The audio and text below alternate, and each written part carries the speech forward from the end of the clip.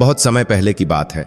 एक छोटा सा गांव हुआ करता था जो शहर की भीड़-भाड़ और शोर शराबे से कोसों दूर बसा था। उस गांव का नाम सुंदरपुर था, लेकिन नाम के विपरीत वहां के कुछ लोगों मत में सुंदरता कम और संघर्ष ज्यादा लिखा था। इसी गांव के पुराने मंदिर के बाहर सीढ़ियों के पास एक अधेड़ उम्र का आदमी बैठा रहता था, जिसका नाम था भोला। भोला नाम जैसा ही सीधा और सरल था, लेकिन वक्त की मार ने उसे भिखारी बना दिया था। उसके चेहरे पर झुर्रियां थीं जो उसकी उम्र से ज्यादा उसके जीवन की कठिनाइयों को दिखाती थीं। उसके बाल बिखरे हुए और कपड़े जगह जगह से फटे हुए थे जो कई महीनों से धुले नहीं थे। वह न तो बोल सकता था कि उसे क्या चाहिए और न ही किसी से लड़ सकता था। बस चुपचाप अपनी फटी हुई चादर बिछाकर उस पर बैठ जाता और आने जाने वाले लोगों के चेहरों को उम्मीद भरी नजरों से देखता रहता था। उसके पास एक पुराना और पिचका हुआ एल्यूमिनियम का कटोरा था जो शायद उसे किसी कबाड़ में मिला था, और वही कटोरा उसकी पूरी दुनिया थी, क्योंकि उसी में उसकी रोटी और उसी में उसकी प्यास का पानी आता था। भोला को याद भी नहीं था कि आखिरी बार उसने भरपेट खाना कब खाया था या कब वह चैन की नींद सोया था। उसकी जिंदगी बस सूरज उगने से लेकर सूरज डूबने तक उस मंदिर की सीढ़ियों पर सिमट कर रह गई थी, जहां वह भगवान के दर्शन करने आने वाले भक्तों की दया पर निर्भर था। मंदिर में आने वाले लोग तरह तरह के होते थे। कुछ लोग बहुत अमीर होते थे जो बड़ी बड़ी गाड़ियों से आते और भगवान के सामने हजारों का चढ़ावा चढ़ाते, लेकिन जब वे बाहर निकलते तो भोला की तरफ देखना भी अपनी शान के खिलाफ समझते थे। कुछ लोग ऐसे भी होते थे जो खुद गरीब थे, लेकिन उनके दिल में दया थी। वे अपनी सूखी रोटी में से भी एक टुकड़ा तोड़कर भोला के कटोरे में डाल देते। भोला को इन लोगों से ज्यादा लगाव था, क्योंकि वह समझता था कि भूख का दर्द क्या होता है। वह अक्सर सोचता था कि भगवान ने यह दुनिया इतनी अजीब क्यों बनाई है, जहां एक तरफ तो इतना खाना है कि कूड़े में फेंका जाता है और दूसरी तरफ उसके जैसे लोग हैं जो दाने दाने को तरसते हैं। लेकिन भोला कभी भी अपनी किस्मत को कोसता नहीं था। उसके मन में एक अजीब सा विश्वास था कि शायद एक दिन सब कुछ बदल जाएगा। उसे नहीं पता था कि यह कैसे होगा या कब होगा, लेकिन यह उम्मीद ही थी जो उसे हर सुबह उठने और फिर उसी जगह जाकर बैठने की ताकत देती थी जहां अपमान और धुतकार के सिवा अक्सर कुछ नहीं मिलता था। गर्मी की दोपहर में जब सूरज आग बरसाता था, तब भी वह वहीं बैठा रहता, और जब बारिश में सब लोग अपने घरों में दुबक जाते, तब भी वह किसी पेड़ के नीचे या मंदिर के छज्जे के नीचे सिकुड़ कर बैठा रहता। उसका जीवन एक ठहरा हुआ पानी जैसा था, जिसमें कोई हलचल नहीं थी। बस वक्त धीरे धीरे बीत रहा था और वह मौत के इंतजार में दिन काट रहा था। एक दिन की बात है जब मौसम बहुत खराब हो रहा था। सुबह से ही आसमान में काले बादल छाए हुए थे और हवा में एक अजीब सी नमी थी जो बता रही थी कि आज बहुत जोर की बारिश होने वाली है। मंदिर में भी आज भीड़ बहुत कम थी, क्योंकि लोग मौसम का मिजाज देखकर अपने घरों से बाहर नहीं निकले थे। भोला अपनी जगह पर बैठा था, लेकिन आज उसे बड़ी बेचैनी हो रही थी। उसका पेट भूख से कुलबुला रहा था, क्योंकि पिछले 2 दिनों से उसे ढंग का खाना नहीं मिला था। कल रात उसे बस एक बासी पूरी मिली थी जो किसी ने दया करके दे दी थी, लेकिन वह ऊंट के मुंह में जीरे के समान थी। आज सुबह से उसके कटोरे में एक भी सिक्का नहीं गिरा था। वह हताश होकर आसमान की तरफ देख रहा था, मानो भगवान से पूछ रहा हो कि आज उसकी परीक्षा क्यों ली जा रही है।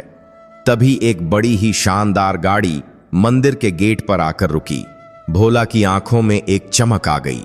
उसने सोचा कि शायद आज उसकी किस्मत जाग जाए और कोई बड़ा सेठ आया हो जो उसे कुछ दे दे।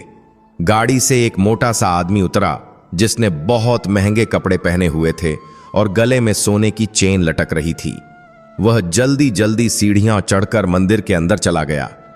भोला ने अपनी चादर ठीक की और कटोरा आगे करके बैठ गया। उसे पूरा यकीन था कि जब वह सेठ वापस आएगा तो जरूर कुछ न कुछ देगा। काफी देर बाद वह सेठ वापस आया। भोला ने बड़े ही कातर भाव से हाथ जोड़कर कहा कि बाबूजी, बहुत भूख लगी है, कुछ दे दो, भगवान आपका भला करेगा। लेकिन उस सेठ ने भोला की तरफ देखा तक नहीं और अपनी धुन में चलता हुआ गाड़ी की तरफ बढ़ गया। भोला ने फिर भी हार नहीं मानी और थोड़ा आगे खिसक कर बोला कि बाबूजी, 2 दिन से कुछ नहीं खाया है, बस 10 रुपये दे दो। इस बार सेठ रुका और उसने बड़ी ही घृणा से भोला की तरफ देखा और बोला कि हट्टे कट्टे हो, काम क्यों नहीं करते, बस यहां बैठकर मुफ्त की रोटियां तोड़ते हो। उसने अपनी जेब से एक रुमाल निकाला और अपना पसीना पोंछते हुए गाड़ी में बैठ गया और गाड़ी स्टार्ट करके चला गया। भोला वहीं का वहीं जमा रह गया। उस सेठ की बातें उसके दिल में तीर की तरह चुभ गईं। ऐसा नहीं था कि उसने काम खोजने की कोशिश नहीं की थी। जब वह जवान था तब उसने बहुत मजदूरी की थी, लेकिन एक हादसे में उसका एक पैर खराब हो गया था, जिसके बाद वह भारी वजन नहीं उठा सकता था और लंगड़ा कर चलता था।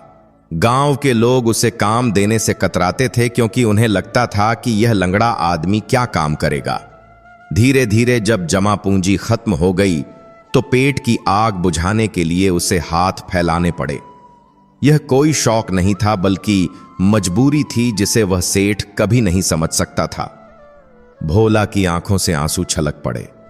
वह रोना नहीं चाहता था, लेकिन आज भूख और अपमान ने उसे तोड़ दिया था। शाम होते होते मौसम और भी भयानक हो गया।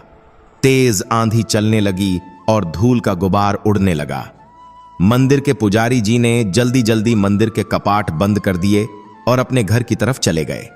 जाते जाते उन्होंने भोला से कहा कि आज मौसम बहुत खराब है, तुम भी कहीं सुरक्षित जगह चले जाओ, यहां बाहर बैठना ठीक नहीं है।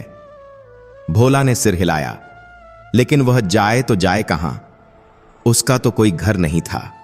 वह मंदिर के पीछे एक पुराने बरगद के पेड़ के नीचे सोता था, लेकिन आज आंधी इतनी तेज थी कि पेड़ के नीचे बैठना भी खतरनाक था।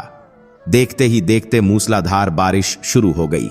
बिजली कड़कने लगी और बादलों की गर्जना से धरती कांपने लगी। भोला ने अपनी फटी हुई चादर को अपने चारों तरफ लपेट लिया और अपने कटोरे को छाती से लगाकर मंदिर की दीवार से सटकर बैठ गया। बारिश की ठंडी बूंदें उसके शरीर को सुइयों की तरह चुभ रही थीं। वह ठंड से कांप रहा था। उसका बुखार जैसा शरीर और खाली पेट उसे बहुत परेशान कर रहा था। उसे लगा कि शायद आज की रात उसकी आखिरी रात होगी। अंधेरा इतना घना हो गया था कि हाथ को हाथ नहीं सूझ रहा था। तभी बिजली जोर से कड़की और उस रोशनी में भोला को मंदिर की बाउंड्री के पास एक पुरानी खंडहर जैसी छोटी सी कोठरी दिखाई दी। वह कोठरी बहुत पुरानी थी और उसमें माली अपने औजार रखा करता था, लेकिन अब वह सालों से बंद पड़ी थी। भोला ने सोचा कि अगर वह उस कोठरी तक पहुंच जाए तो शायद बारिश और हवा से बच सकता है। वह अपनी पूरी ताकत बटोर कर उठा। उसका लंगड़ा पैर दर्द कर रहा था, लेकिन जीने की चाहत उसे आगे बढ़ा रही थी। कीचड़ और पानी में फिसलता हुआ वह किसी तरह उस कोठरी के दरवाजे तक पहुंचा। दरवाजा लकड़ी का था और बहुत पुराना हो चुका था। उस पर एक जंग लगा ताला लटक रहा था। भोला ने ताले को पकड़कर खींचा, लेकिन वह नहीं खुला। उसने इधर उधर देखा तो उसे जमीन पर एक भारी पत्थर पड़ा दिखाई दिया। उसने कांपते हाथों से पत्थर उठाया और ताले पर दे मारा। 2-3 बार मारने के बाद वह सड़ा हुआ ताला टूटकर नीचे गिर गया। भोला ने धक्का दिया और चरमराहट के साथ दरवाजा खुल गया। अंदर से सीलन और धूल की गंध आई, लेकिन भोला के लिए वह किसी महल से कम नहीं था, क्योंकि कम से कम वहां बारिश का पानी नहीं आ रहा था। वह अंदर गया और दरवाजा बंद कर लिया। अंदर घुप अंधेरा था। वह एक कोने में जाकर दुबक कर बैठ गया। बाहर तूफान का शोर था, लेकिन अंदर एक अजीब सी शांति थी। भोला की सांसें फूल रही थीं। उसने अपनी गीली चादर निचोड़ी और वहीं फर्श पर लेट गया। उसे बहुत थकान हो रही थी। भूख अब मर चुकी थी और उसकी जगह एक अजीब सी शून्यता ने ले ली थी। लेटे लेटे उसका हाथ जमीन पर किसी सख्त चीज से टकराया। उसने टटोल कर देखा तो वह एक लोहे का कड़ा जैसा कुछ लग रहा था जो जमीन में गड़ा हुआ था। जिज्ञासावश भोला ने उस कड़े को पकड़कर खींचा। उसे लगा शायद यह कोई पुरानी संदूक हो या कोई ढक्कन। पहले तो वह हिला नहीं, लेकिन जब उसने थोड़ा जोर लगाया तो जमीन की मिट्टी हटी और एक पत्थर की सिल सरकने का एहसास हुआ। भोला हैरान रह गया। उसने अपनी जेब से माचिस निकाली जो उसने बड़ी हिफाजत से एक पन्नी में लपेट कर रखी थी ताकि भीग न जाए। उसने एक तीली जलाई। माचिस की हल्की सी रोशनी में उसने देखा कि जमीन पर एक चौकोर पत्थर का ढक्कन था जिसमें वह लोहे का कड़ा लगा था। उसने उस पत्थर को पूरा खिसकाया तो नीचे एक छोटा सा गड्ढा दिखाई दिया। उस गड्ढे में एक पुराना काले पड़ चुके तांबे का लौटा रखा था। लौटा ऊपर से कपड़े से बंधा हुआ था। भोला का दिल जोर जोर से धड़कने लगा। यह क्या हो सकता है? क्या इसमें किसी ने धन छुपा रखा है या यह बस कोई पुराना कचरा है? एक भिखारी के लिए कोई भी बंद चीज एक उम्मीद की तरह होती है। उसने कांपते हाथों से वह लौटा बाहर निकाला। वह काफी भारी था। उसने उसे हिलाकर देखा तो अंदर से छन छन की आवाज आई। भोला की आंखें फटी की फटी रह गईं। यह आवाज सिक्कों की थी। उसने जल्दी से उस लोटे के मुंह पर बंधा हुआ कपड़ा जो गल चुका था उसे नोचकर हटाया। उसने माचिस की दूसरी तीली जलाई और लौटे के अंदर झांका। उस पल भोला को अपनी आंखों पर विश्वास नहीं हुआ। लौटे के अंदर सोने और चांदी के पुराने जमाने के सिक्के भरे हुए थे। तीली बुझ गई और अंधेरा फिर छा गया, लेकिन भोला की आंखों के सामने अभी भी वह सुनहरी चमक तैर रही थी। उसका पूरा शरीर कांपने लगा। इस बार ठंड से नहीं बल्कि डर और खुशी के मिले जुले एहसास से। एक भिखारी जिसके पास कल खाने के लिए 1 रुपया नहीं था, आज उसके हाथ में खजाना था। लेकिन तभी उसके मन में एक डर बैठ गया। अगर किसी को पता चल गया तो, अगर किसी ने देख लिया तो लोग उसे मार डालेंगे और यह सब छीन लेंगे। वह तो वैसे भी एक कमजोर भिखारी है। उसकी बात का कौन विश्वास करेगा कि यह उसे मिला है? सब सोचेंगे उसने मंदिर से चोरी की है। इस ख्याल ने उसकी खुशी को डर में बदल दिया। उसने जल्दी से लौटा वापस उसी गड्ढे में रखा और पत्थर का ढक्कन लगा दिया। फिर उसके ऊपर मिट्टी और धूल डाल दी ताकि किसी को पता न चले। वह वहीं उस ढक्कन के ऊपर बैठ गया। उसकी नींद पूरी तरह उड़ चुकी थी। बाहर तूफान अभी भी जारी था, लेकिन भोला के मन के अंदर उससे भी बड़ा तूफान चल रहा था। वह सोच रहा था कि अब उसे क्या करना चाहिए। क्या वह इस धन को लेकर भाग जाए या इसे यहीं रहने दे?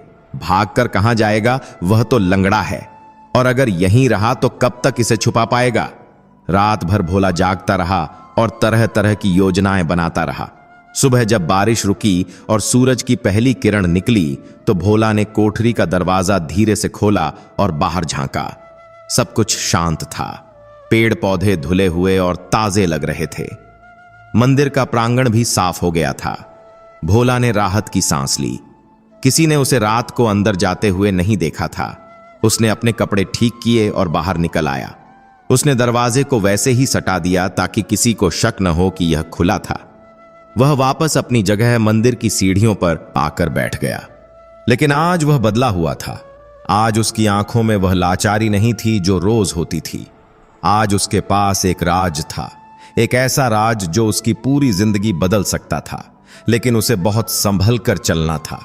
उसने तय किया कि वह किसी को भनक भी नहीं लगने देगा कि उसके पास क्या है। वह रोज की तरह ही भीख मांगेगा और सही समय का इंतजार करेगा। दिन चढ़ने लगा और लोग मंदिर आने लगे। आज फिर वही दिनचर्या शुरू हो गई। लोग आ रहे थे, कोई उसे देख रहा था, कोई नहीं। लेकिन भोला का ध्यान अब कटोरे पर नहीं था। उसका ध्यान उस कोठरी की तरफ था जहां उसका भाग्य गड़ा हुआ था। दोपहर के समय जब मंदिर में भीड़ कम थी, तभी एक घटना घटी जिसने भोला को और भी ज्यादा चिंता में डाल दिया। गांव का एक बदमाश लड़का जिसका नाम रंगा था, अपने 2 दोस्तों के साथ मंदिर की तरफ आया। रंगा गांव में छोटी मोटी चोरियां करता था और जुआ खेलता था। उसकी नजर हमेशा ऐसी जगहों पर रहती थी जहां से कुछ मिल सके। वह मंदिर के पीछे की तरफ जा रहा था, ठीक उसी कोठरी के पास जहां भोला ने रात बिताई थी। भोला का दिल मुंह को आ गया। अगर रंगा ने वह टूटा हुआ ताला देख लिया या कोठरी के अंदर चला गया तो सब गड़बड़ हो जाएगा। भोला अपनी जगह से उठा और लंगड़ाते हुए रंगा के रास्ते में आ गया। उसने जानबूझकर रंगा के सामने हाथ फैलाया और बोला, मालिक, कुछ दे दो, बहुत भूख लगी है। रंगा ने गुस्से में भोला को धक्का दिया और बोला, हट जा रास्ते से पागल कहीं के, सुबह सुबह दिमाग खराब करने आ जाते हैं। धक्का लगने से भोला जमीन पर गिर गया, लेकिन उसने रंगा का ध्यान बंटा दिया था। रंगा और उसके दोस्त हंसते हुए दूसरी तरफ चले गए।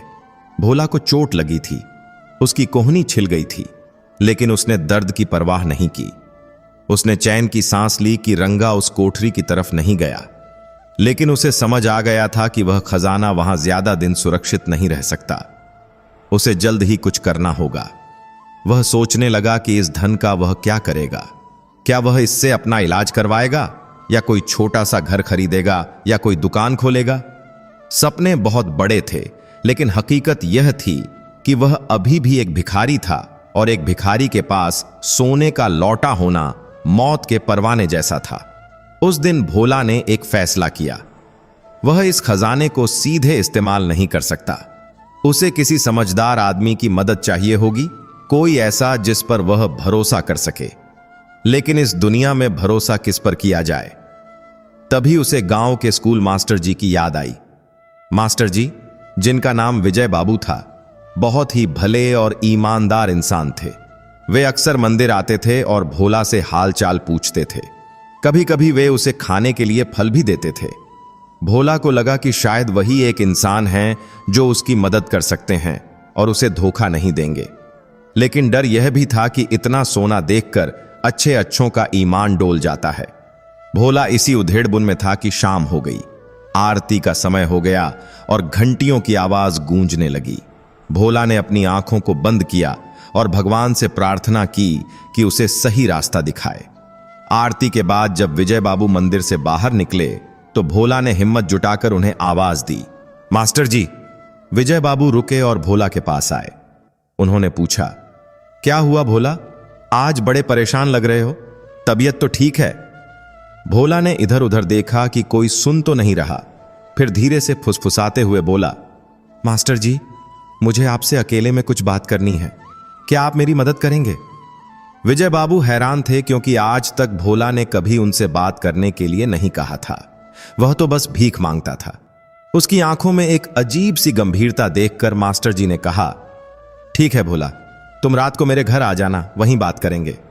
रात का समय था। भोला ने अपनी पुरानी चादर ओढ़ी और मास्टर जी के घर की तरफ चल पड़ा। लेकिन वह खाली हाथ नहीं था। उसने अपनी फटी हुई चादर के नीचे वह भारी लौटा छुपा रखा था, जिसे उसने शाम को अंधेरा होते ही कोठरी से निकाल लिया था। उसे डर लग रहा था कि रास्ते में कोई उसे रोक न ले। हर आहट पर वह सहम जाता था। गांव की गलियां सुनसान थीं और कुत्तों के भौंकने की आवाजें आ रही थीं। किसी तरह बचते बचाते वह मास्टर जी के घर पहुंचा। मास्टर जी का घर छोटा सा था और वे अपने बरामदे में बैठे कुछ किताबें पढ़ रहे थे। भोला ने धीरे से गेट खटखटाया। मास्टर जी ने उसे देखा और अंदर बुला लिया। उन्होंने उसे पानी दिया और पूछा, बताओ भोला, क्या बात है जो तुम इतनी रात को आए हो? भोला ने कांपते हाथों से अपनी चादर हटाई और वह मिट्टी से सना हुआ तांबे का लोटा मास्टर जी के सामने मेज पर रख दिया। मास्टर जी ने हैरानी से लोटे को देखा और फिर भोला को। यह क्या है भोला? उन्होंने पूछा। भोला ने बिना कुछ बोले लोटे के अंदर से एक मुट्ठी सोने के सिक्के निकालकर मेज पर रख दिए। दिए की रोशनी में सोने की चमक से पूरा कमरा जगमगा उठा। विजय बाबू की आंखें फटी रह गईं। वे अपनी कुर्सी से खड़े हो गए। उन्होंने सिक्कों को हाथ में लेकर देखा। वे असली सोने के मोहरें थीं, जो शायद सदियों पुरानी थीं। भोला, यह तुम्हें कहां से मिला? मास्टर जी की आवाज में अविश्वास था। भोला ने उन्हें सारी बात सच सच बता दी।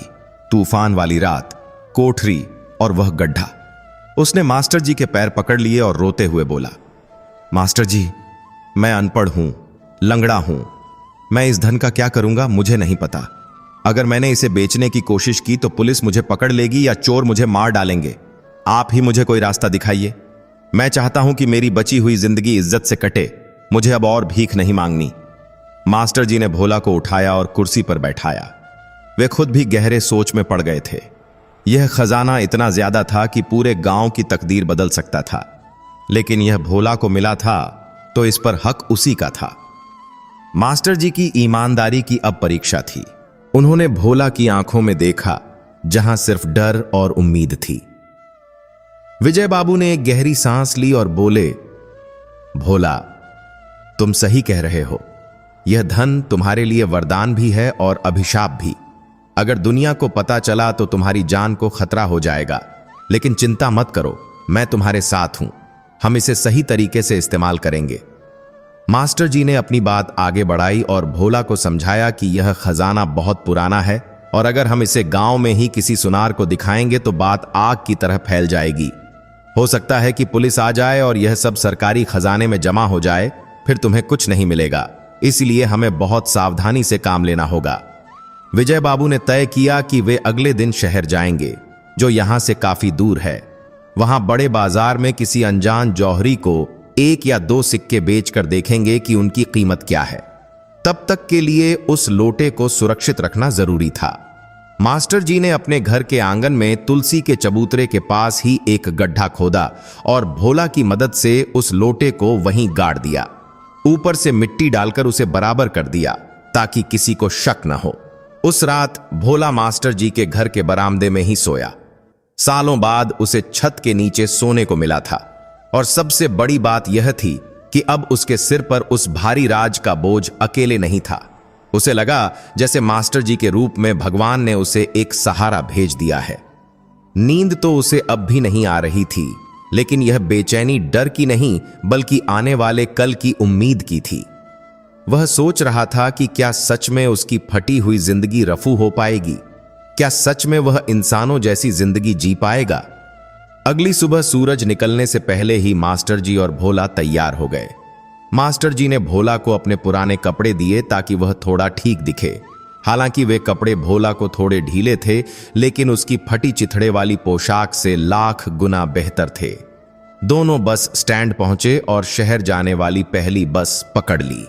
भोला के लिए बस में बैठना किसी सपने जैसा था। उसने न जाने कितने साल उस मंदिर की सीढ़ियों पर धूल फांकते हुए बिता दिए थे। दुनिया उसके आगे से गुजर जाती थी और वह वहीं रुका हुआ था। आज वह खुद चल रहा था अपनी किस्मत बदलने के सफर पर। बस की खिड़की से बाहर देखते हुए उसे पेड़ पौधे पीछे छूटते दिखाई दे रहे थे, ठीक वैसे ही जैसे उसके बुरे दिन अब पीछे छूट रहे थे। शहर पहुंचकर मास्टर जी उसे एक बड़ी सराफा मंडी में ले गए। वहां दुकानों की चमक धमक देखकर भोला की आंखें चौंधिया गईं।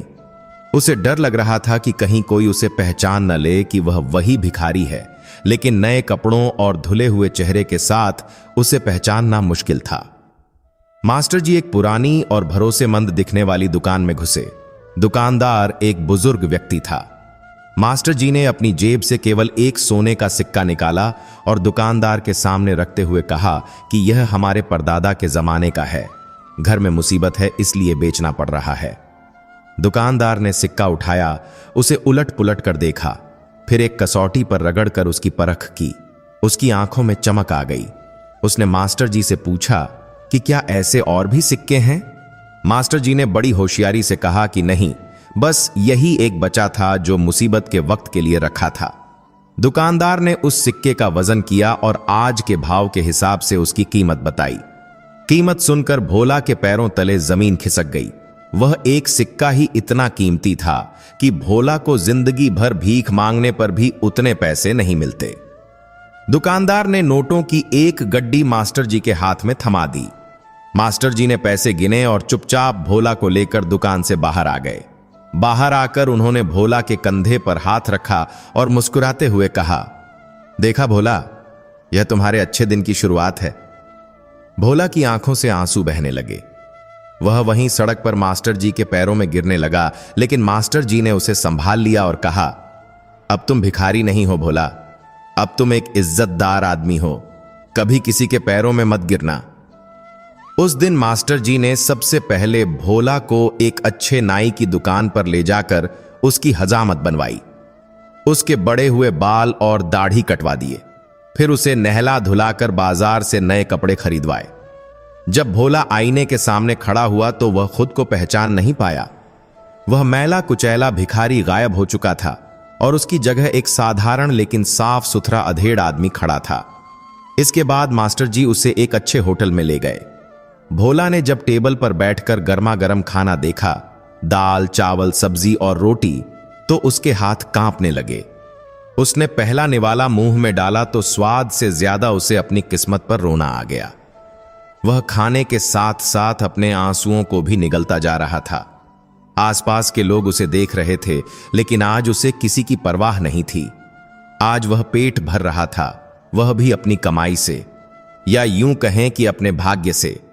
खाना खाने के बाद मास्टर जी ने उसे कुछ पैसे नकद दिए और कहा कि यह तुम्हारी जेब खर्च के लिए हैं। बाकी पैसे मैं तुम्हारे नाम से डाक खाने में जमा करवा दूंगा ताकि भविष्य में काम आए।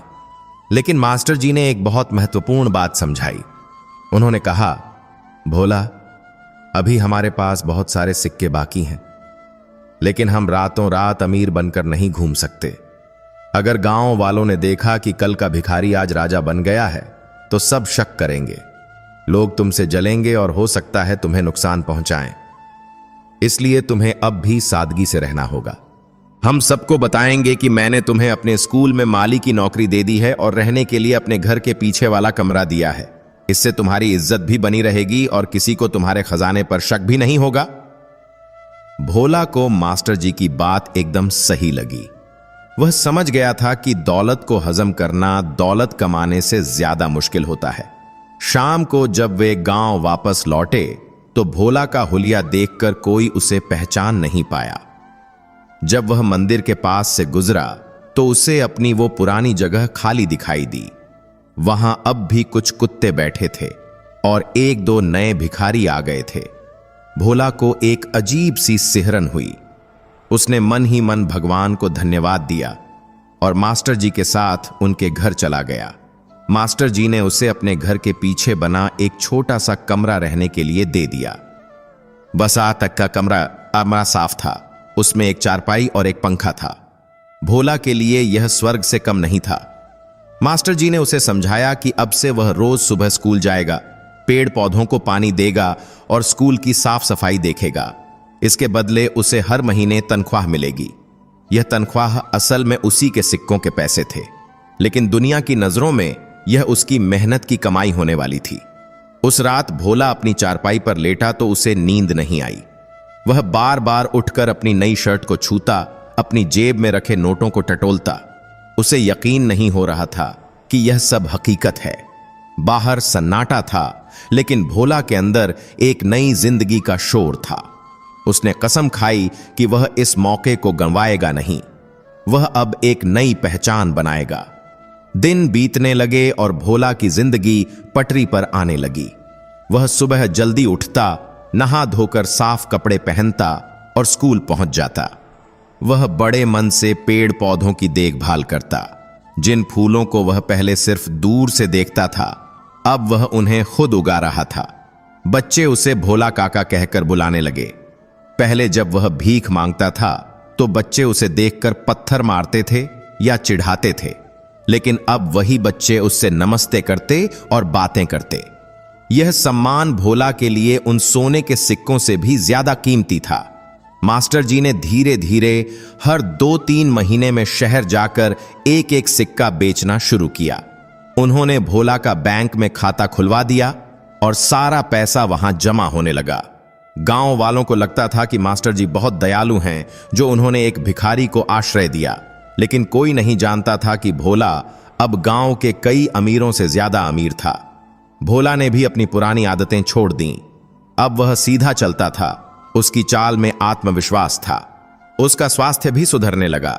अच्छा खाना खाने से उसके गाल भर गए और शरीर में ताकत आ गई। वह लंगड़ाता अब भी था, लेकिन अब वह लाचारी की लंगड़ाहट नहीं थी। एक दिन की बात है, वही सेठ जिसने मंदिर के बाहर भोला को दुत्कारा था, स्कूल में किसी कार्यक्रम के मुख्य अतिथि बनकर आया। वह मंच पर बैठा भाषण दे रहा था और दान धर्म की बड़ी बड़ी बातें कर रहा था। भोला वहीं पास में खड़ा पौधों को पानी दे रहा था। कार्यक्रम खत्म होने के बाद जब सेठ अपनी गाड़ी की तरफ जा रहा था तो उसका रुमाल गिर गया। भोला ने देख लिया। वह लपक कर आगे बढ़ा और रुमाल उठाकर सेठ को दिया। सेठ ने उसे पहचाना नहीं। उसने भोला के साफ कपड़े और काम को देखकर सोचा कि यह स्कूल का कोई कर्मचारी है। सेठ ने खुश होकर अपनी जेब से 10 रुपए का नोट निकाला और भोला की तरफ 10 रुपए का नोट दिया, बढ़ाया। भोला उस नोट को देखकर मुस्कुराया। उसे वह दिन याद आ गया जब उसने इसी सेठ से 10 रुपए मांगे थे और बदले में अपमान मिला था। आज वही सेठ उसे 10 रुपए दे रहा था। भोला ने बड़ी विनम्रता से हाथ जोड़कर कहा, नहीं मालिक, इसकी जरूरत नहीं है। भगवान का दिया बहुत है, आप यह पैसे किसी जरूरतमंद को दे दीजिएगा। सेठ हैरान रह गया। एक मामूली माली का यह जवाब उसे समझ नहीं आया। वह चुपचाप अपनी गाड़ी में बैठ गया। भोला ने वह 10 रुपए नहीं लिए, क्योंकि अब वह भिखारी नहीं था। उसने अपनी आत्मसम्मान की कमाई खानी शुरू कर दी थी। समय का पहिया घूमता रहा। करीब 1 साल बीत गया। भोला के पास अब बैंक में काफी अच्छी रकम जमा हो गई थी। मास्टर जी ने एक दिन भोला से कहा, भोला, अब समय आ गया है कि तुम अपने लिए कुछ बड़ा करो। कब तक मेरे घर के पीछे वाले कमरे में रहोगे और कब तक सिर्फ माली का काम करोगे?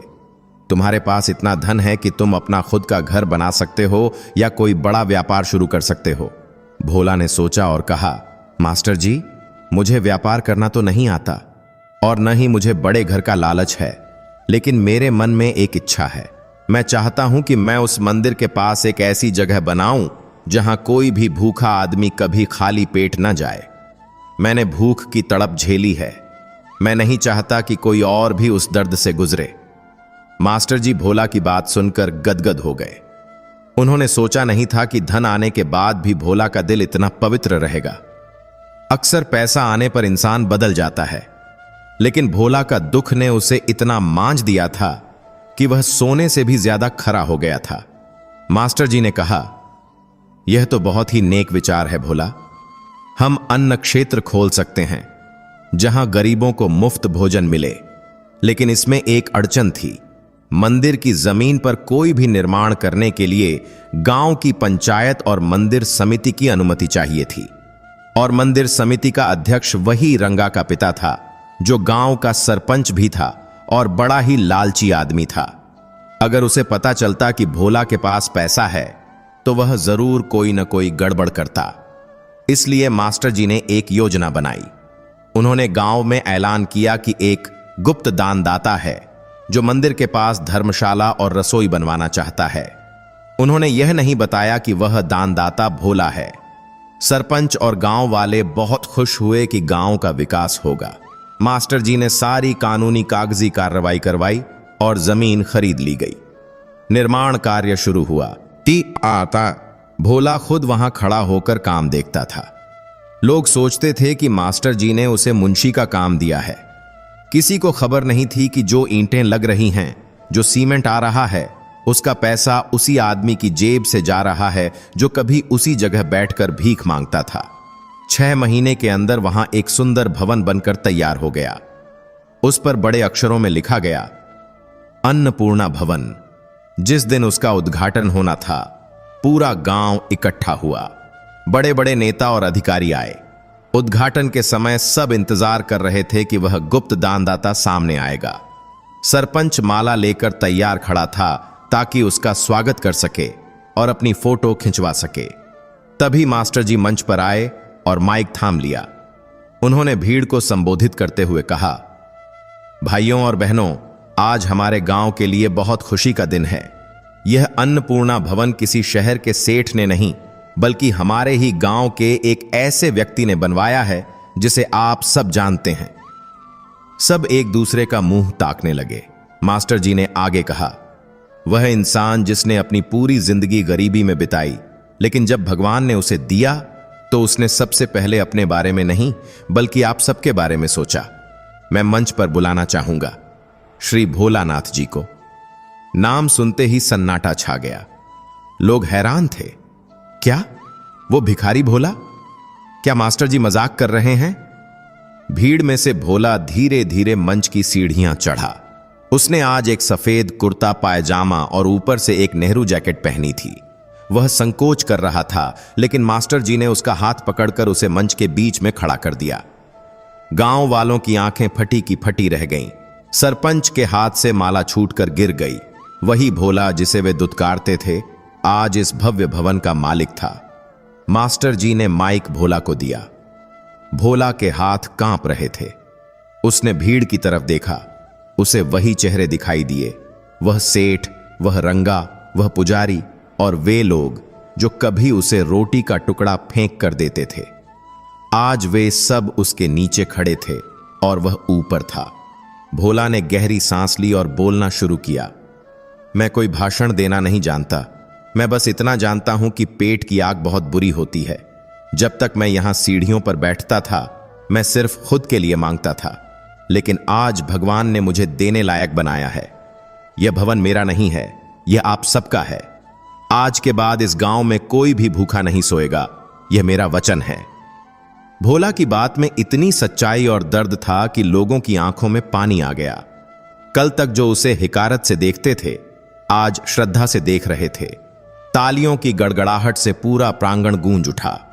रंगा जो पीछे खड़ा था, शर्म से सिर झुकाए हुए था। सेठ को अपनी उस दिन की हरकत पर पछतावा हो रहा था। भोला ने साबित कर दिया था कि आदमी कपड़ों से नहीं, अपने कर्मों और दिल से बड़ा होता है।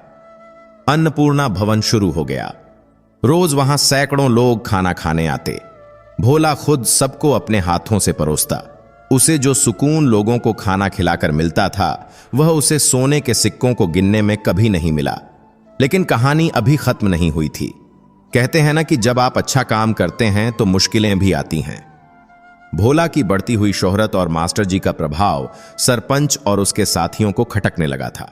उन्हें लग रहा था कि अगर भोला और मास्टर जी ऐसे ही लोकप्रिय होते रहे तो अगले चुनाव में सरपंच की कुर्सी खतरे में पड़ जाएगी। साथ ही सरपंच के बेटे रंगा को यह बात हजम नहीं हो रही थी कि कल का भिखारी आज इतना बड़ा आदमी कैसे बन गया। उसके मन में शक का कीड़ा रेंगने लगा। उसे याद आया कि उस तूफानी रात को उसने भोला को उसी पुरानी कोठरी के पास देखा था। उसने अपने दोस्तों के साथ मिलकर भोला की जासूसी शुरू कर दी। वह जानना चाहता था कि आखिर भोला के पास इतना पैसा आया कहां से। रंगा ने सोचा कि जरूर भोला ने कोई चोरी की है या उसे कोई गड़ा हुआ खजाना मिला है, और अगर खजाना है तो वह अभी भी कहीं न कहीं होगा। लालच ने रंगा के दिमाग पर कब्जा कर लिया। वह एक मौके की तलाश में था जब वह भोला के घर, मास्टर जी के पीछे वाले कमरे की तलाशी ले सके या भोला को डरा धमका कर सच उगलवा सके। रंगा की आंखों में अब नींद नहीं थी, बल्कि ईर्ष्या और लालच की आग जल रही थी। वह दिन रात बस इसी फिराक में रहता था कि कैसे भोला का राज खोले। वह छुप छुप कर भोला का पीछा करने लगा। जब भोला अन्नपूर्णा भवन में लोगों को खाना खिला रहा होता तो रंगा दूर किसी पेड़ के पीछे खड़ा होकर उसे घूरता रहता। उसे समझ नहीं आ रहा था कि एक अनपढ़ भिखारी जो कल तक दाने दाने को मोहताज था, अचानक इतना समझदार और अमीर कैसे हो गया। रंगा ने अपने दोस्तों के साथ मिलकर एक योजना बनाई। उसने सोचा कि क्यों न उस पुरानी कोठरी की फिर से तलाशी ली जाए जहां उस तूफानी रात भोला रुका था। शायद वहां कोई सुराग मिल जाए। एक दोपहर जब पूरा गांव और खुद भोला भी अन्नपूर्णा भवन में व्यस्त था, रंगा चुपके से मंदिर के पीछे वाली उस पुरानी कोठरी के पास गया। वहां अब भी वही पुराना टूटा हुआ ताला पड़ा था। रंगा ने दरवाजा खोला और अंदर गया। अंदर धूल और जालों के सिवा कुछ नहीं था। उसने जमीन को गौर से देखा। एक कोने में उसे मिट्टी कुछ उखड़ी हुई और ताजी लगी, जैसे किसी ने वहां खुदाई करके फिर से भर दिया हो। रंगा का दिमाग बिजली की तरह दौड़ा। उसे यकीन हो गया कि भोला को जो कुछ भी मिला है वह यहीं गड़ा हुआ था। इसका मतलब खजाना यहीं था। रंगा बुदबुदाया और वो लंगड़ा उसे निकाल ले गया। अब रंगा के पास एक सुराग तो था, लेकिन कोई सबूत नहीं था। अगर वह गांव वालों को यह बताता तो कोई यकीन नहीं करता, क्योंकि वह खुद बदनाम था और भोला अब गांव का देवता बन चुका था। रंगा सीधा अपने पिता सरपंच के पास गया। सरपंच अपने घर के दालान में हुक्का पी रहे थे। रंगा ने सारी बात अपने पिता को बताई। उसने कहा, बापू, वो भोला कोई महान नहीं है, उसे जरूर कोई गड़ा हुआ हो। धन मिला है जो सरकारी खजाना भी हो सकता है। अगर हम साबित कर दें कि उसने चोरी की है तो सारा पैसा हमारा हो सकता है और भोला जेल जा सकता है। सरपंच रंगा से ज्यादा घाघ और चालाक था। उसने हुक्के का कश लगाया और धुआं छोड़ते हुए बोला, बेटा, जोश से नहीं होश से काम लो। अभी हवा भोला के पक्ष में बह रही है। मास्टर विजय बाबू उसके साथ हैं। अगर हमने सीधा आरोप लगाया तो गांव वाले हमें ही मार भगाएंगे। हमें कुछ ऐसा करना होगा जिससे भोला की इज्जत मिट्टी में मिल जाए। एक बार लोगों का भरोसा टूट गया, फिर हम उसे नोच खाएंगे। बाप बेटे ने मिलकर एक बहुत ही घिनौनी साजिश रची। गांव में कुछ ही दिनों बाद नवरात्रि का मेला लगने वाला था। मंदिर में माता जी की मूर्ति को सोने के पुराने गहने पहनाए जाने थे, जो साल भर तिजोरी में बंद रहते थे। सरपंच ने तय किया कि वह मंदिर के मुख्य पुजारी जी का ध्यान बंटाकर माता जी का एक कीमती हार गायब करवा देगा और उसका इल्जाम भोला पर मढ़ देगा। त्योहार का दिन आ गया। पूरा गांव रोशनी से नहाया हुआ था। अन्नपूर्णा भवन में भी विशेष भोज का आयोजन था। भोला बहुत खुश था। वह सुबह से ही भाग भाग कर काम कर रहा था। कभी रसोई में हलवाई को निर्देश देता तो कभी आने वाले मेहमानों के लिए दरी बिछवाता। उसके चेहरे पर एक अलग ही रौनक थी। उसे क्या पता था कि उसकी यही खुशी कुछ लोगों की आंखों में चुभ रही है। शाम को मंदिर में महाआरती होने वाली थी। भीड़ बहुत ज्यादा थी। इसी भीड़ का फायदा उठाकर रंगा मंदिर के गर्भगृह के पास पहुंचा। सरपंच ने पुजारी जी को बातों में लगा लिया और बाहर बुला लिया। मौका मिलते ही रंगा ने माता जी की मूर्ति के चरणों में रखा एक भारी सोने का हार, जिसे 9 लखा हार कहते थे, अपनी जेब में डाल लिया। वह बड़ी सफाई से वहां से निकला और भीड़ में गायब हो गया। रंगा सीधा मास्टर जी के घर की तरफ गया। उसे पता था कि इस समय भोला मंदिर में है और मास्टर जी आरती की तैयारी में हैं, इसलिए घर पर कोई नहीं होगा। रंगा दीवार फांदकर पीछे के आंगन में कूदा और भोला के कमरे की खिड़की से वह हार अंदर उसके बिस्तर के गद्दे के नीचे सरका दिया। काम पूरा करके वह वापस भीड़ में शामिल हो गया, जैसे कुछ हुआ ही न हो। आरती के समय जब पुजारी जी अंदर गए तो उनकी चीख निकल गई, अनर्थ हो गया, गजब हो गया, माता जी का हार गायब है। उनकी आवाज सुनकर अफरा तफरी मच गई। ढोल नगाड़े रुक गए। सरपंच ने आगे बढ़कर बनावटी गुस्से में कहा, यह कैसे हो सकता है? अभी तो हार यहीं था। जरूर चोर यहीं कहीं आसपास है। मंदिर के द्वार बंद कर दिए जाएं, किसी को बाहर न जाने दिया जाए। लोग घबरा गए। सरपंच ने चिल्लाकर कहा, हमें सबकी तलाशी लेनी होगी और सबसे पहले उन लोगों की जिन पर हमें शक है। मंदिर में आजकल बहुत से बाहरी और छोटे लोग आ जा रहे हैं। उसका इशारा साफ तौर पर भोला की तरफ नहीं था, लेकिन माहौल ऐसा बना दिया गया था। रंगा ने धीरे से भीड़ में एक बात फैला दी, मैंने आज दोपहर को भोला को मंदिर के अंदर अकेले में घूमते देखा था। यह बात जंगल की आग की तरह फैल गई। लोग कहने लगे, अरे वो तो पहले भिखारी था, क्या पता पुरानी आदत न गई हो। इंसान की फितरत बड़ी अजीब होती है। 100 अच्छाइयों पर एक शक भारी पड़ जाता है। भीड़ का रुख भोला की तरफ मुड़ने लगा। भोला एक कोने में खड़ा कांप रहा था। उसे समझ नहीं आ रहा था कि लोग उसे ऐसे क्यों घूर रहे हैं। सरपंच और रंगा भीड़ को लेकर मास्टर जी के पास पहुंचे। सरपंच ने कहा, मास्टर जी, बुरा मत मानिएगा, लेकिन गांव वालों का कहना है कि भोला की तलाशी ली जाए। आखिर वह पहले भी, आप तो जानते ही हैं। मास्टर जी को बहुत गुस्सा आया। उन्होंने कड़क आवाज में कहा, सरपंच जी, शर्म आनी चाहिए आपको। जो इंसान अपना सब कुछ दान कर रहा है, आप उस पर चोरी का इल्जाम लगा रहे हैं। मुझे भोला पर अपनी जान से ज्यादा भरोसा है। लेकिन भीड़ बेकाबू हो रही थी। रंगा ने कहा, अगर भोला सच्चा है तो डर किस बात का? चलिए उसके कमरे की तलाशी लेते हैं। दूध का दूध और पानी का पानी हो जाएगा। मास्टर जी ने भोला की तरफ देखा। भोला की आंखों में आंसू थे, लेकिन उसने सिर हिलाकर सहमति दे दी। उसे अपने आप पर भरोसा था कि उसने कुछ नहीं किया। पूरी भीड़, सरपंच, रंगा और मास्टर जी भोला के कमरे की तरफ बढ़े। रंगा के चेहरे पर एक शैतानी मुस्कान थी। वह मन ही मन अपनी जीत का जश्न मना रहा था। उसे बस उस पल का इंतजार था जब वह गद्दे के नीचे से हार निकालेगा और भोला को धक्के मारकर गांव से बाहर निकालेगा। भोला के कमरे का दरवाजा खोला गया। छोटा सा कमरा एकदम साफ सुथरा था। रंगा सबसे पहले अंदर घुसा। उसने नाटक करते हुए इधर उधर देखा, फिर सीधा चारपाई की तरफ गया। यहां देखते हैं, रंगा ने कहा और बड़े आत्मविश्वास के साथ गद्दा उठाया।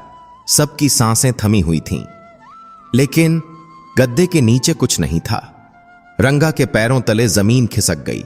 उसने गद्दे को पूरा पलट दिया, चादर झाड़ दी, तकिया फाड़कर देख लिया।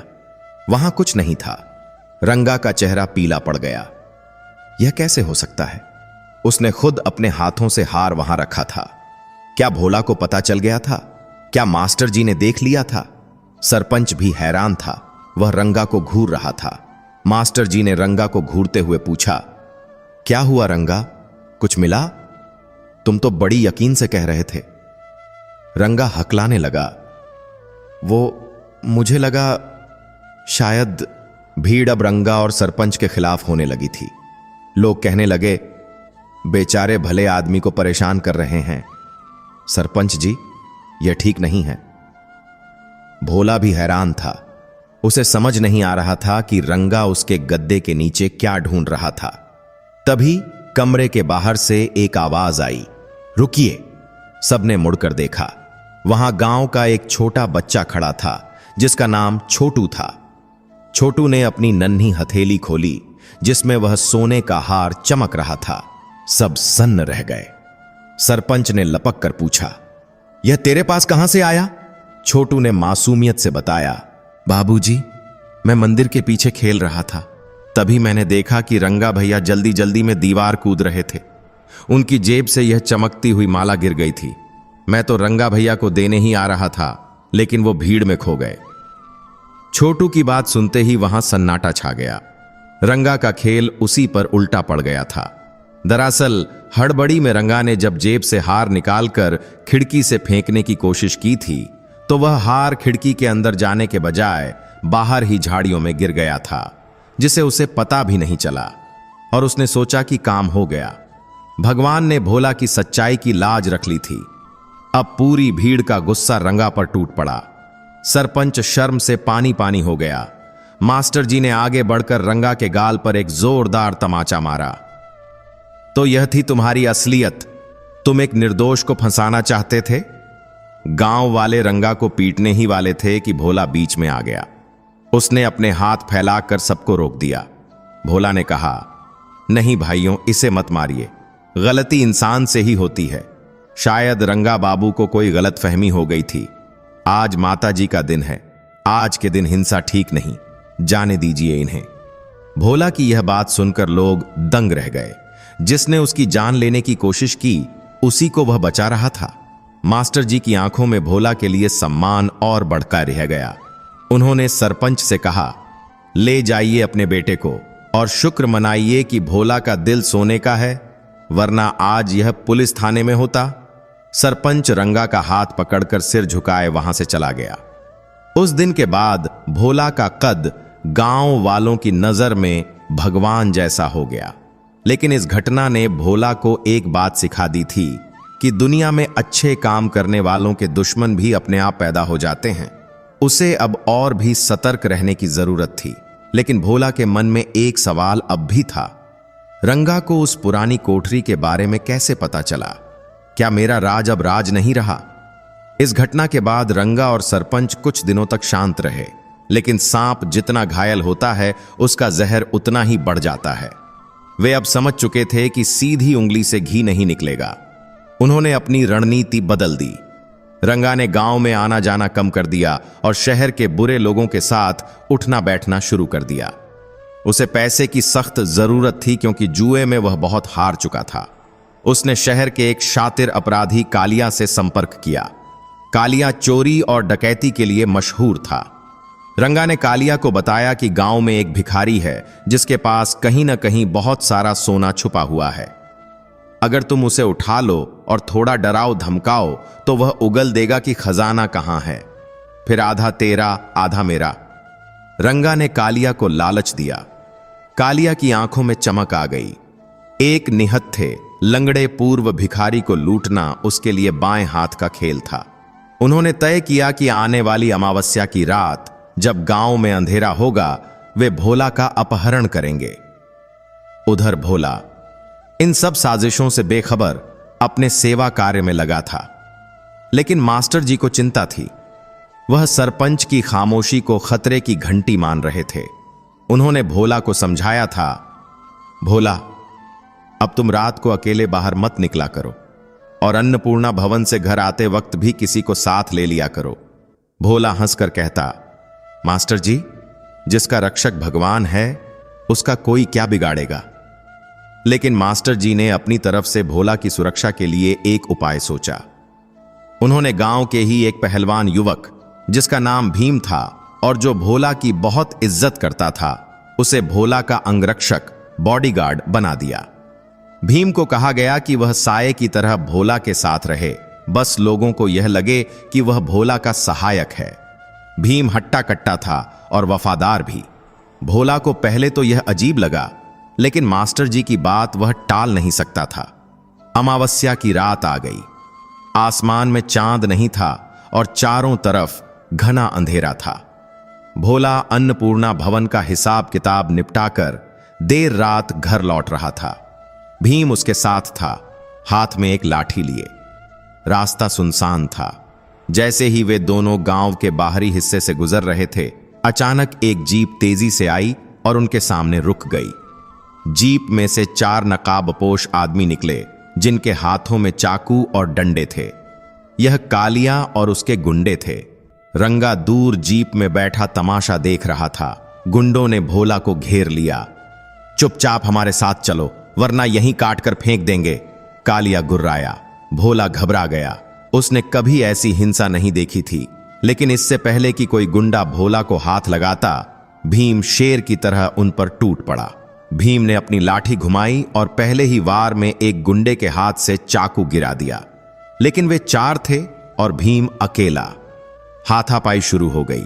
भीम पूरी ताकत से लड़ रहा था, लेकिन एक गुंडे ने पीछे से भीम के सिर पर डंडा मार दिया। भीम लड़खड़ाकर गिर गया। अब भोला अकेला पड़ गया। कालिया ने भोला को कॉलर से पकड़ा और घसीटते हुए जीप की तरफ ले जाने लगा। भोला चिल्लाया, बचाओ बचाओ! लेकिन सुनसान रास्ते पर सुनने वाला कोई नहीं था। रंगा जीप के अंदर से ही चिल्लाया, जल्दी कर कालिया, कोई आ जाएगा। भोला ने अपनी पूरी जान लगाकर विरोध किया। उसने कालिया के हाथ पर काट लिया।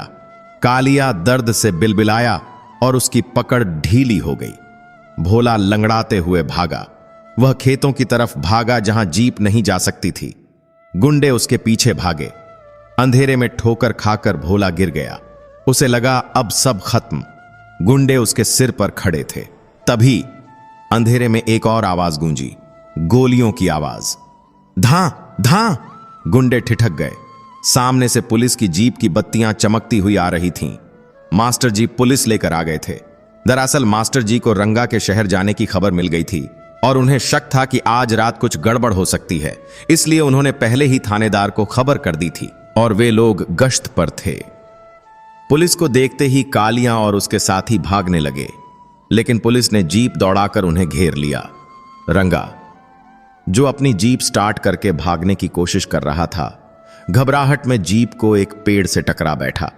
पुलिस ने सबको गिरफ्तार कर लिया। जब रंगा के चेहरे से नकाब या जब उसे जीप से निकाला गया, हटाया गया, तो पुलिस और मास्टर जी हैरान नहीं हुए, लेकिन भोला को बहुत दुख हुआ। उसने रंगा की तरफ देखा और कहा, रंगा बाबू, पैसे के लिए इतना गिर गए? थानेदार ने रंगा को हथकड़ी पहनाते हुए कहा, अब सारी गर्मी जेल में निकलेगी। मास्टर जी ने भोला को उठाया और गले लगा लिया। भीम को भी होश आ गया था। उसे मामूली चोटें आई थीं। उस रात बुराई फिर हार गई थी और अच्छाई की जीत हुई थी। लेकिन यह घटना एक बड़ा बदलाव लाने वाली थी।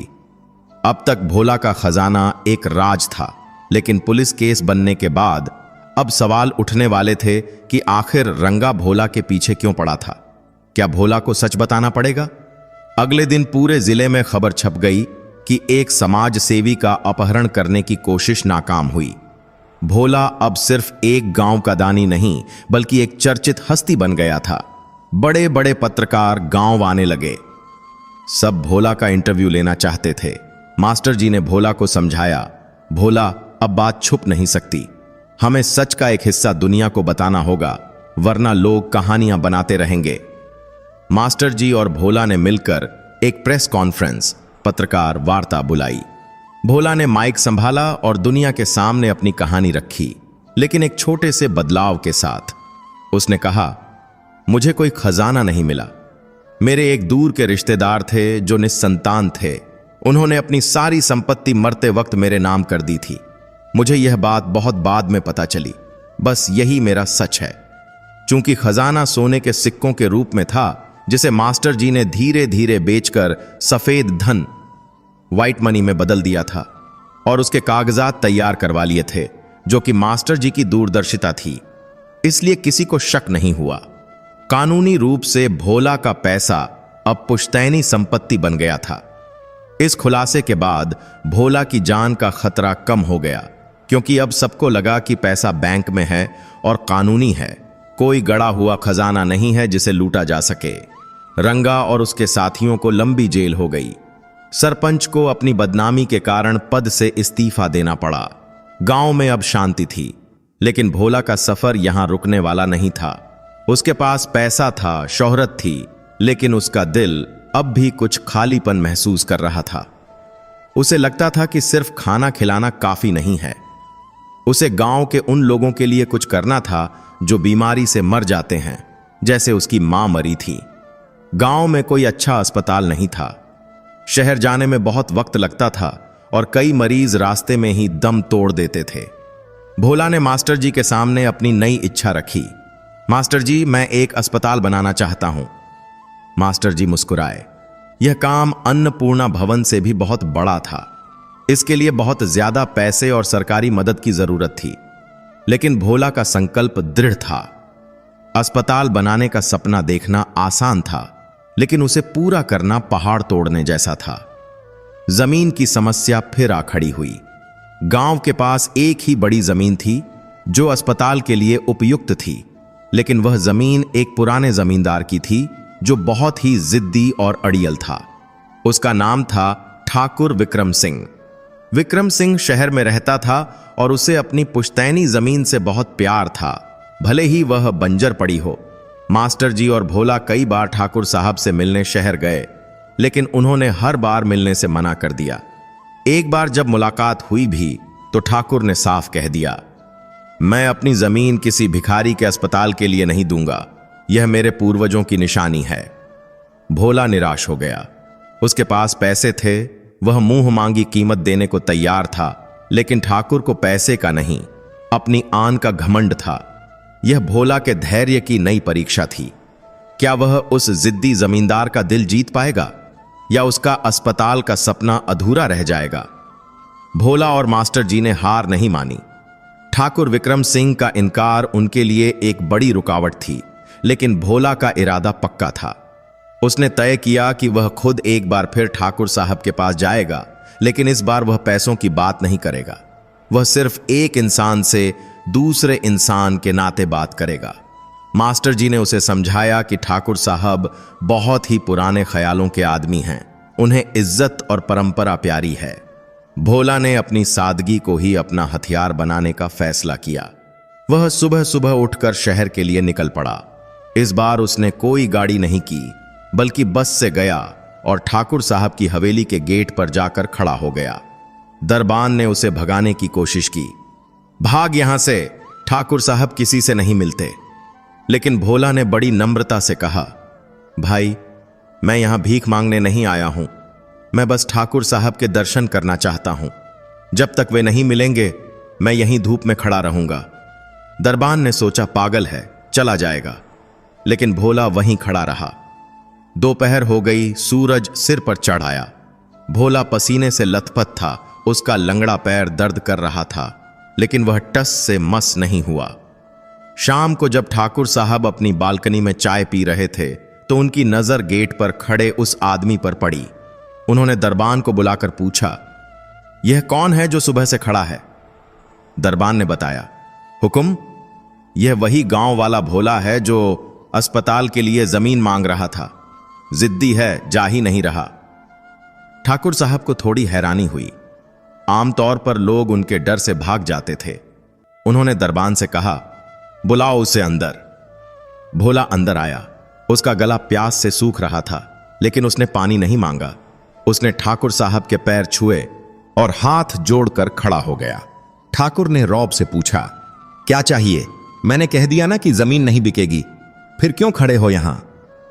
भोला ने धीरे से सिर उठाया और बोला, ठाकुर साहब, मैं जमीन खरीदने नहीं आया हूं, मैं तो बस आपको एक कहानी सुनाने आया हूं। ठाकुर ने भौहें चढ़ाईं।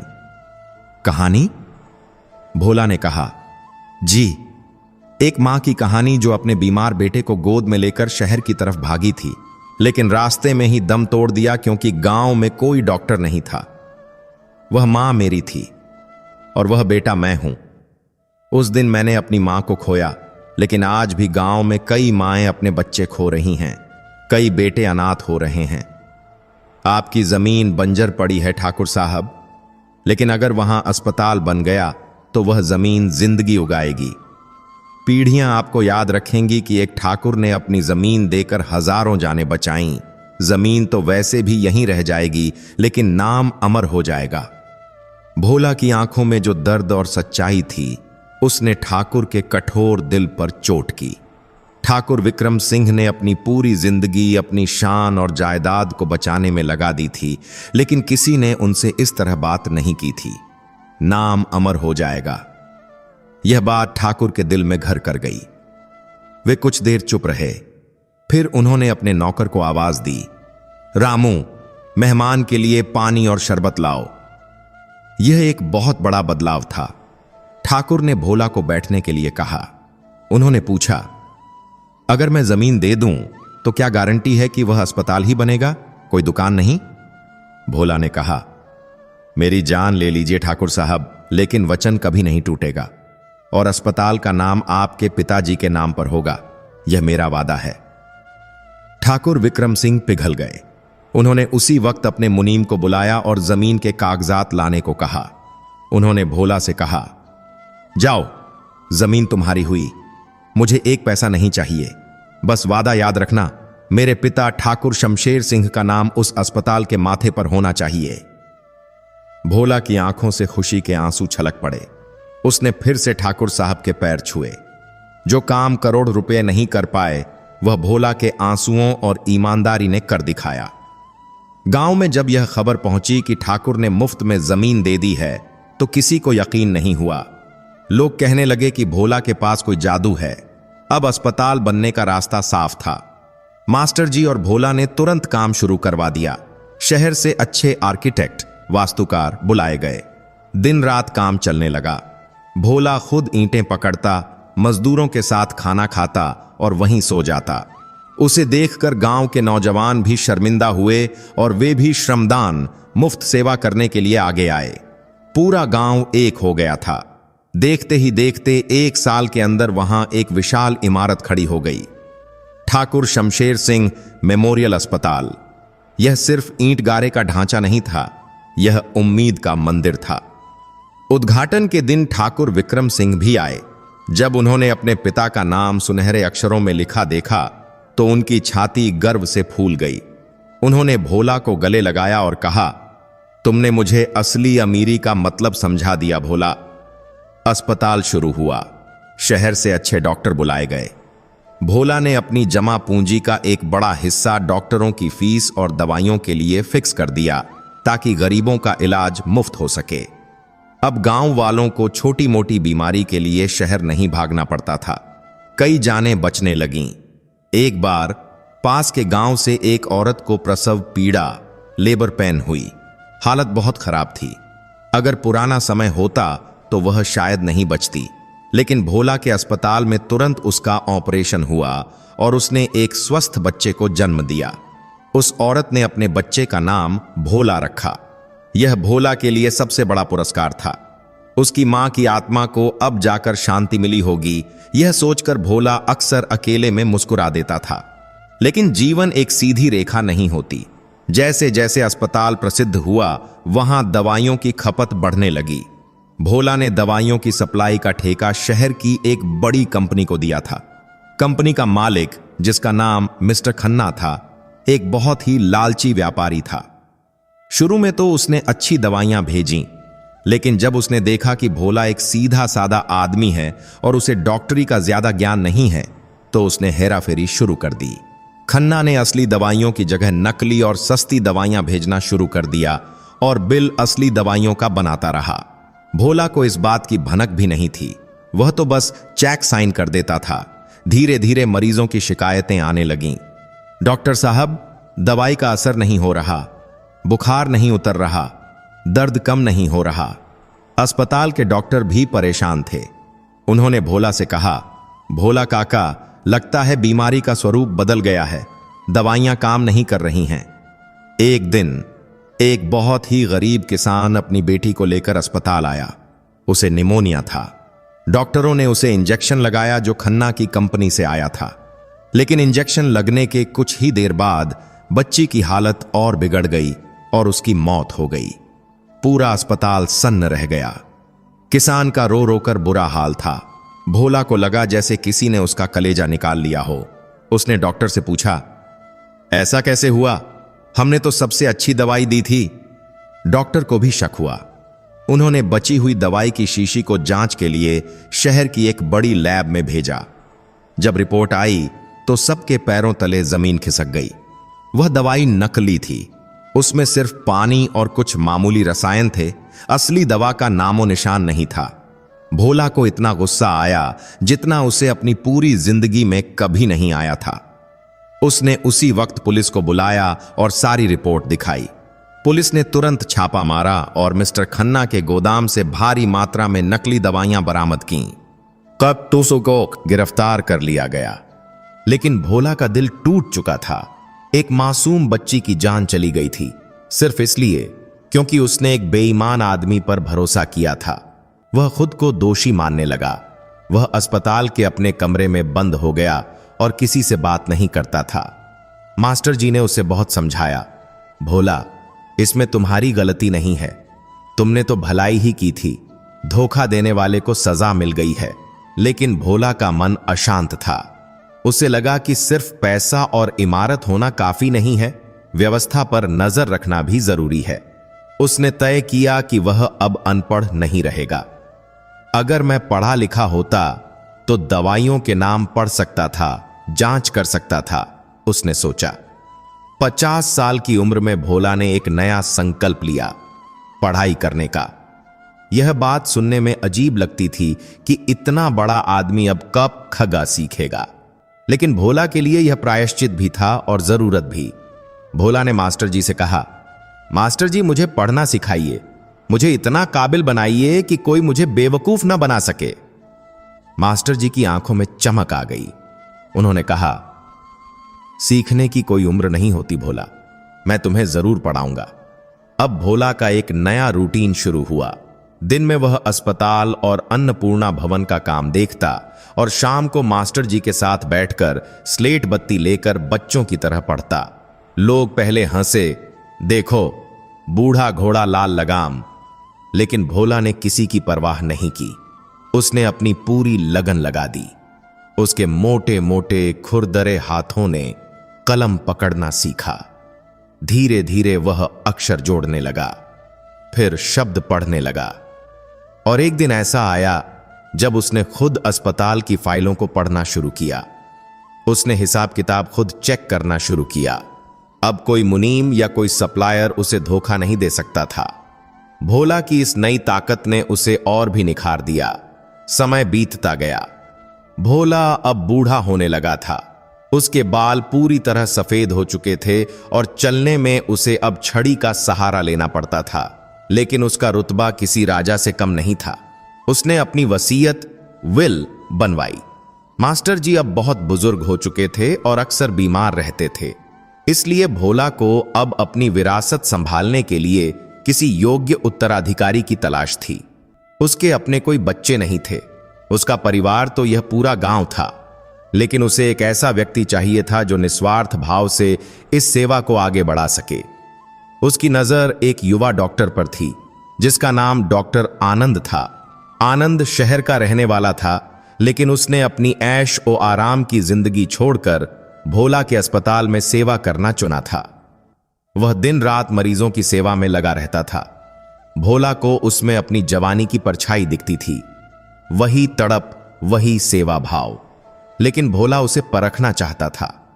एक दिन भोला ने एक नाटक किया।